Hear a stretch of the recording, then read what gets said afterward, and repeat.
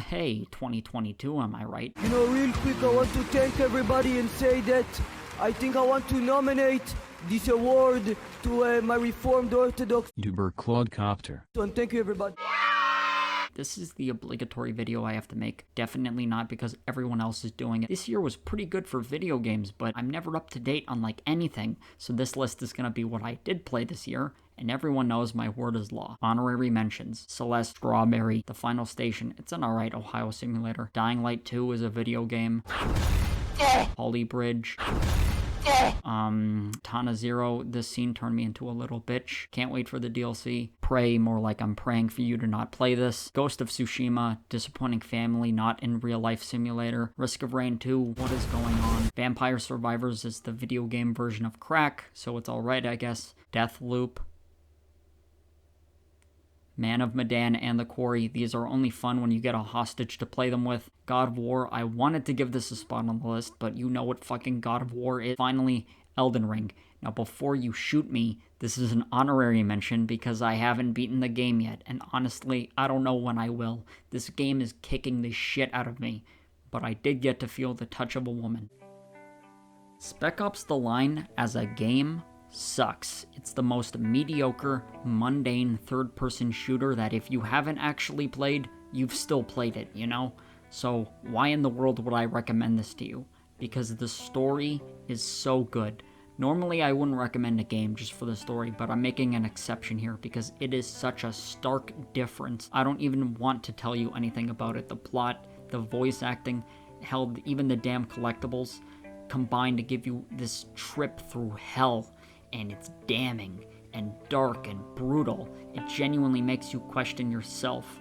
It's topped with a great visual style. All these COD games take being in war means the color palette has to look like it's in England. Environments actually pop out.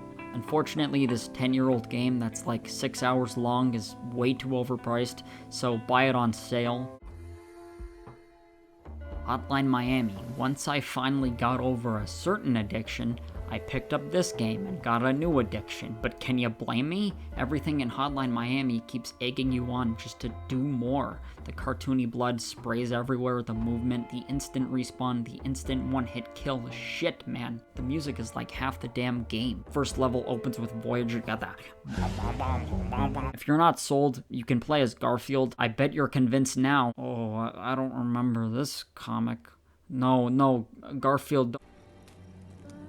The Witcher 3, this game took me so damn long, I'm only pretty sure I started it this year. I'm not even into RPGs that much. So many of them take their sweet damn time. I kind of stopped paying attention to the story at one point, but just running around doing non-stop side quests because you're getting sidetracked while getting sidetracked, leveling up Geralt, acquiring new gear, dying, it was all cool. The game can be buggy at times, but after all, this is literally the only game that screwed up my sleep schedule on here.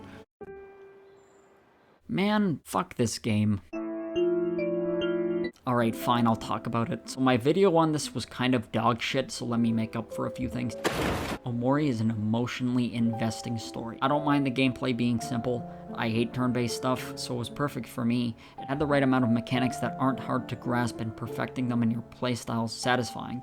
A good amount of skills for each character, and a good amount of items to find if you explore the bright, colorful, and very alive world.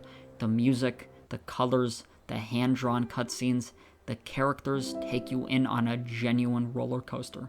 None of it's perfect. Admittedly, I had some problems with things like the story, but I was so drawn into the characters and just what was going on and what they were doing that I kind of looked past it. I thought this game would just be about friends and not being friends anymore. I was very wrong. Also, fuck Kel, man. Annoying piece of shit. One Shot. One Shot is a weird-ass game to sell to you. It's an RPG maker.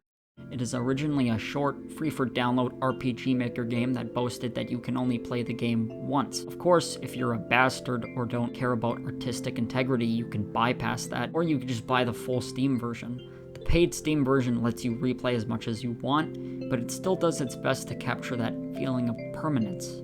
You play as Nico, some kind of cat-looking thing, suddenly waking up in a dying, desolate world that is not his. He's tasked with saving it, if it even can be saved.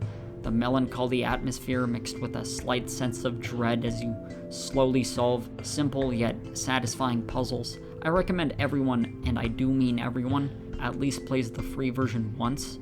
I mean, you can only play it once, but you get what I mean. Just to experience it. I'm also a sucker for breaking the fourth wall, and I won't spoil how this game does it, but it genuinely feels like it's talking to you, and it's eerie. It's very creative, and it was a very interesting experience. Be careful though. After all, you only got one shot. Oh, I get the title now.